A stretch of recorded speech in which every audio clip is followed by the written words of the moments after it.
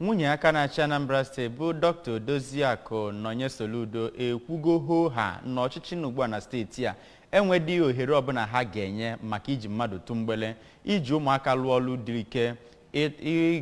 ikute nwa n'ụzọ mkpuke tigbuo zọgbuo maọbụ mmegide ọbụla a na-emegide ụmụ nwaanyị na ụmụaka n'ụdị abụnụdị. Dr. Oriaku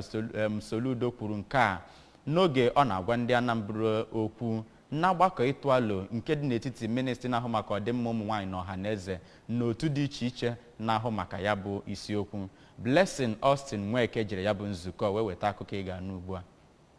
Ya bụ ọgbakọ mkparịta ụbụbọ bụ nke nwere n'isi ụlọ ọrụ ebe a na-ahụ maka ụmụ nwaanyị ya bụ Oriaku Women's Development Center Ọka dọtara otu dị iche iche bụ ndị ọkpa egwu ha nakwa nke ya bụ ministri na-adakọ ọnụ. Kọmishọna na-ahụ maka ọdịmma ụmụ nwaanyị nakwa ọha na eze bụ Honorable Ifeobi bụ onye nọchitere anya nwunye aka na-achị steeti anyị bụ Oriaku Soludo rụtụrụ aka n'isi sekpụ ntị mkparịta ụbụbọ ahụ bụ nke ehibere n'etiti ya bụ ministri nakwa otu dị iche iche bụ iji gosipụta njikere ministri a dị maka ya na ọha na eze ịrụkọ ọrụ ọnụ. N'otu n'ime ọgbakọ mkparịta ụbụbọ ahụ bụ nke dị n'etiti ya bụ ministri nakwa otu jikọtara ndị na-abụghị ụmụafọ Anambra steeti bụ ndị bi n'ime steeti a ka Oriaku Soludo nọ wee mata na ya bụ ministri na-akpa nkata maka aka ịkpara ọtụtụ ndị mmadụ bụ ndị debere ahụ na ha bụ ndị ọrụ obi ebere mana n'ezie ha bụ ndị ji mmadụ atụ mgbere. Dịka Oriaku Soludo si wee kọwaa, ndị omekome a na-ekwu maka ha na-agagharị n'akụkụ dị iche iche n'ime Anambra steeti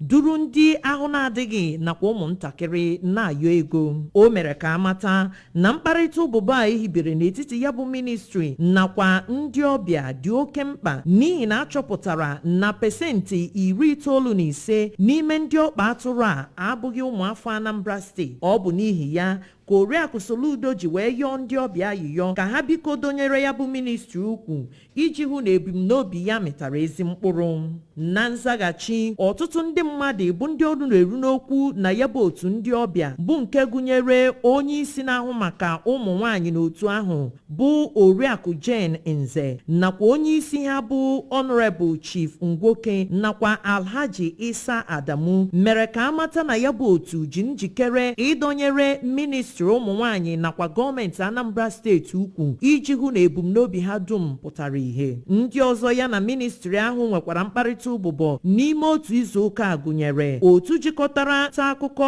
ụmụ nwaanyị bụ National Association of Women Journalists na Watch nakwa Global Resource Adaptation and Improvement Network ROLAC nakwa ọtụtụ otu ndị ọzọ dị iche iche. Abụ m Blessing Austin Nweke maka akụkọ ụwa ABS.